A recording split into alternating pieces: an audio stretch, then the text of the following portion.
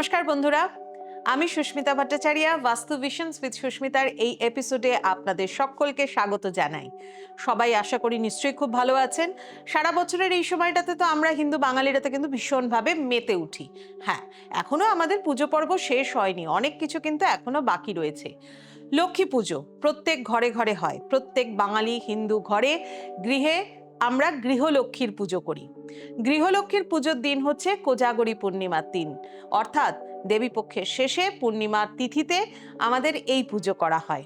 লক্ষ্মী পুজোর দিনটাকে আমরা উদ্দেশ্য করে অনেক কিছু ভালো কিন্তু কাজ করতে পারি, অনেক কিছু শুভ কিছু কিন্তু পালন করতে পারি।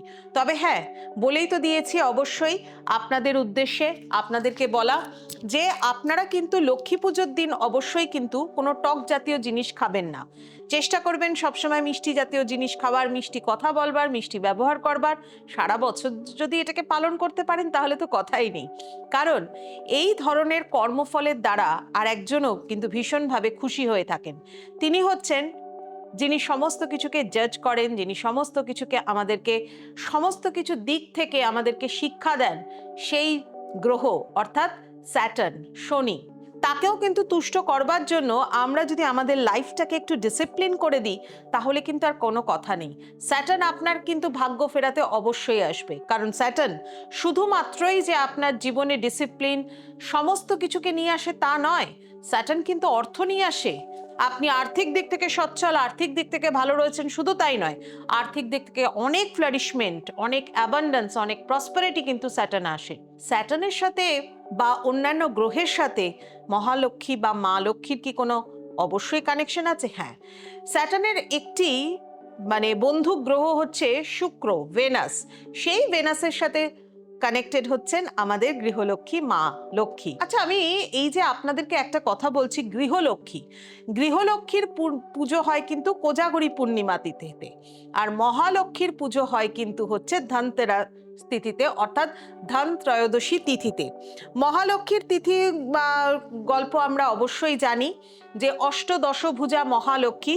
দুর্বাসা মুনির অভিশাপে যখন মা লক্ষ্মী স্বর্গলোক থেকে চলে গিয়েছিলেন, তখন সমস্ত পৃথিবীলোক স্বর্গলোক শ্রী হারিয়ে ফেলেছিল। শ্রী অর্থাৎ মা লক্ষ্মী, অর্থাৎ বীজ, মা লক্ষ্মীর বীজ। সেই শ্রী যখন হারিয়ে গেছিল, সমস্ত পৃথিবী বলুন বা স্বর্গালোক বলুন, সবার গা থেকে যত সোনার অলংকার থেকে শুরু করে আলো থেকে শুরু করে সমস্ত কিছু কিন্তু হারিয়ে গেছিল। সেই শ্রী আবার ফিরে আসেন অষ্টদশভুজা মহালক্ষ্মী রূপে সমুদ্র মন্থনের সময়। যাই হোক, সেই গল্পে আমরা পরে যাব, তাও আপনাদের জন্য একটুখানি শুনিয়েই রাখলাম। কিন্তু এবার চলে আসি মা লক্ষ্মীর পুজোর দিন। মা লক্ষ্মীর পুজোর দিন ঠিক যেরকম আতপ চালের গুঁড়ি দিয়ে আমরা আমাদের বাস্তুতে আলপনা দিই, সেখানে মা লক্ষ্মীর পা আঁকি এবং তার সাথে ধানের শীষ আঁকি। এটা কিন্তু অত্যন্ত শুভ একটা জিনিস, কারণ মা লক্ষ্মী আপনার ঘরে স্থিত হবেন সেইভাবেই। মা লক্ষ্মীকে স্থিত করবার জন্য আরো কিছু উপায় আমি বলে দিই। যেমন হচ্ছে, আমরা আমাদের বাড়িতে টাকা পয়সা যে জায়গাটাতে রাখি সেটা যদি বাস্তুসম্মতভাবে রাখতে পারি, তাহলেও কিন্তু ভীষণভাবে আমরা লক্ষ্মীকে ধরে রাখতে পারি। কারণ লক্ষ্মী বড্ড চঞ্চলা। আপনাকে আশীর্বাদ দিলেন, কিন্তু আপনি আপনার সঞ্চয়কে যদি যথাযথভাবে না করতে পারেন, আপনি আপনার অর্থকে যদি যথাযথভাবে সঞ্চয় না করতে পারেন, তাহলে তো আর কোনোই তার গুরুত্ব রইল না।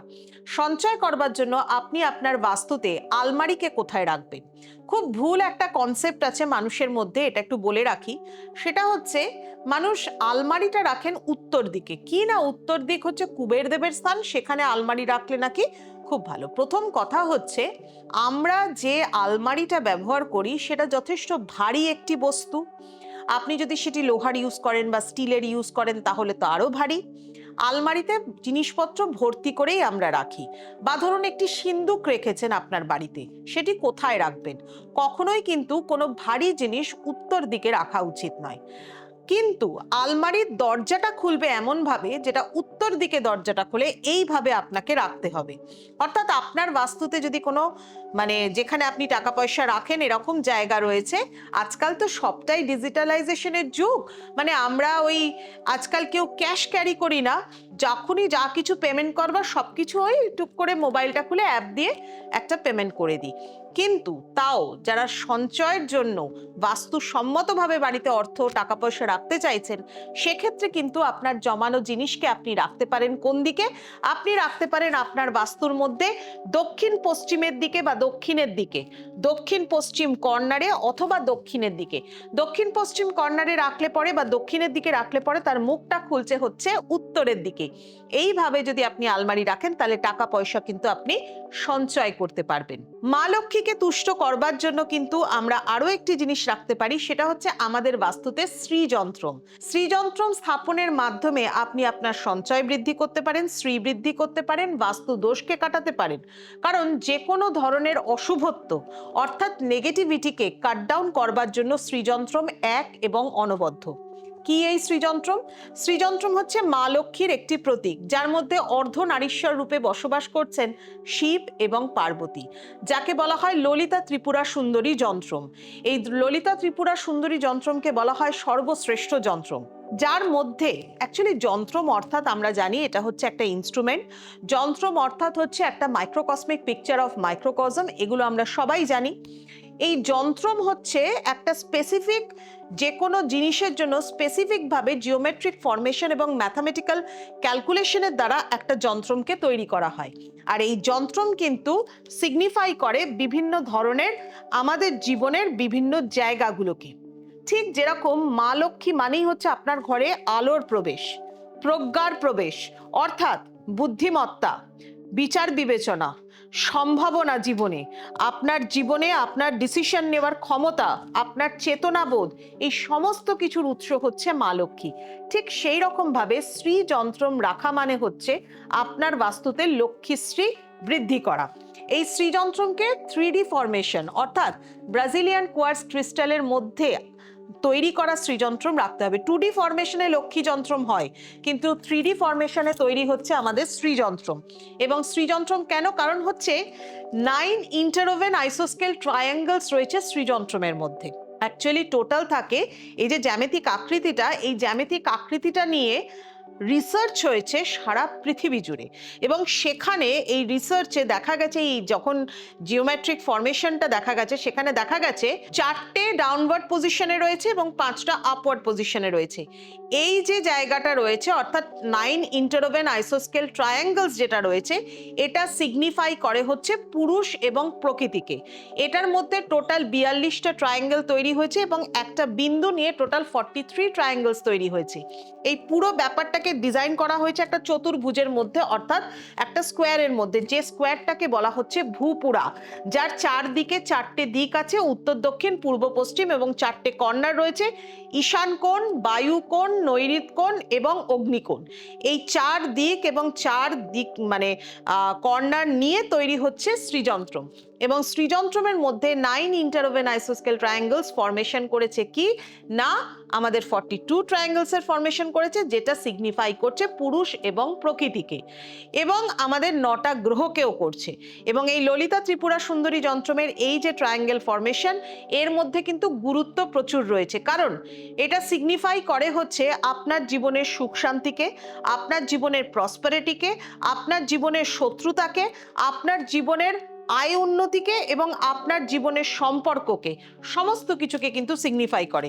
ধরুন আজকে অনেক মানুষ আছে যারা বাস্তুর মধ্যে প্রচুর দোষের মধ্যে পড়ে রয়েছেন, দোষ কাটাতে পারছেন না, তারাও কিন্তু এই শ্রীযন্ত্রম রাখতে পারেন মা লক্ষ্মীর পুজোর দিন, অর্থাৎ আগামী এই কোজাগরী পূর্ণিমার দিন।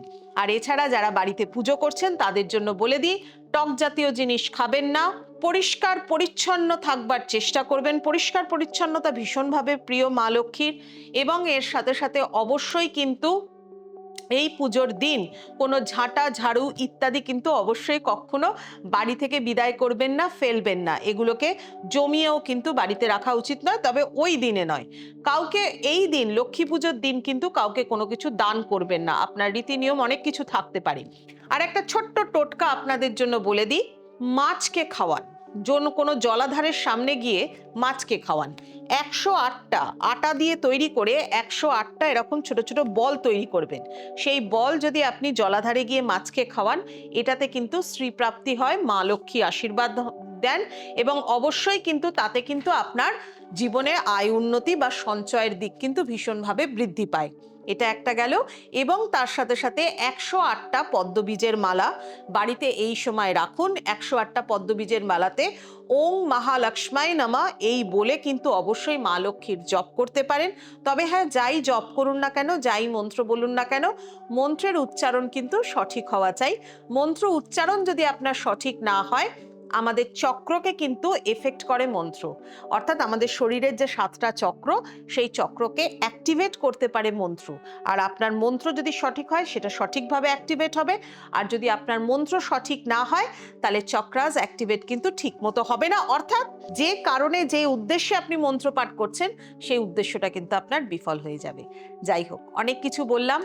আপনাদের পুজো ভীষণভাবে ভালো কাটুক, লক্ষ্মী পুজো ভালো কাটুক এবং আগামী ধান ত্রয়োদশী, নরক চতুর্দশী, কালী পুজো, দিওয়ালি এগুলোও আপনাদের ভীষণ ভালো কাটুক। কিন্তু হ্যাঁ, যদি মনে হয় যে সুস্মিতার এই চ্যানেলটা ভালো লাগছে দেখতে, আমার এই চ্যানেলের নাম হচ্ছে বাস্তু ভিশনস উইথ সুস্মিতা। সাবস্ক্রাইব করে দিন, তাহলে প্রতিদিন নোটিফিকেশন পাবেন।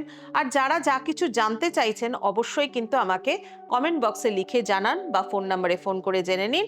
অবশ্যই কিন্তু তার জন্য আপনারা জানাবেন, কারণ না জানালে পরে কিন্তু আমি অবশ্যই বলবো না। আগামী দিন আমি আবার কি নিয়ে ভিডিও করব, সেটা কিন্তু আপনাদের যদি কোনো প্রশ্ন থাকে সেটা নিয়েও কিন্তু উত্তর দিতে পারি। যাই হোক, সবাই ভালো থাকুন, সকলকে ভালো রাখুন এবং খুব আনন্দে থাকুন।